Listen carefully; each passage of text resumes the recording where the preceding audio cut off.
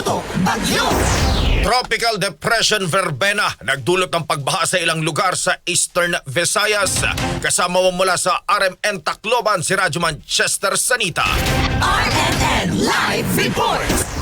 Patuloy ang nararanasang malakas na buhos ng ulan sa Tacloban City at mga karatig na lugar dahil sa epekto ng Tropical Depression Verbena base sa monitoring ng mga lokal na disaster offices. Sa St. Bernard, Southern Leyte, nakuhanan ng video ang pagtaas ng tubig sa dike sa Barangay Katmon habang nagpapatuloy ang walang humpay na ulan. Ilang barangay kabilang ang Atuyan ang nakakaranas na rin ng pagbaha dulot ng sama ng panahon. Samantala, sa Bontoc, Southern Leyte, nag-viral ang kuha ng ilang guro na kinakailangang lumangoy sa baha matapos isuspinde ang klase ngayong araw. Ayon sa mga residente, tinangay muli ng rumaragasang tubig ang pansamantalang tulay na kanilang inayos isang araw pa lamang ang nakalipas. Ilang bayan at lungsod sa Leyte Province ang nagdeklara ng suspensyon ng klase kabilang ang Haro, Alang-Alang, Dagami, San Miguel, San Isidro, Leyte, Villaba, Kalubian, Ormoc, Tanawan, Tolosa, Isabel, Mayorga at MacArthur. Nag-anunsyo rin ng parehong direktiba ang mga lokal na pamahalaan ng Maasin City, Southern Leyte, Daram, Gandara at Calbayog City sa Samar at Borongan City sa Eastern Samar. Sa Tuesday morning bulletin ng Pag-asa, sinabi nitong nasa coastal waters ng Pinamungahan, Cebu ang sentro ng Tropical Depression Verbena. Nananatili sa ilalim ng Tropical Cyclone Wind Signal number 1 ang mga lalawigan ng Samar, Eastern Samar, Biliran, Leyte at Southern Leyte. Patuloy na minomonitor ng mga LGU at disaster offices ang epekto ng Tropical Depression Verbena habang inaasahan pa ang panibagong bugso ng ulan sa mga susunod na oras. Kasama mo sa RMN Tacloban, Radyoman Chester Sanita. Tatak RMN!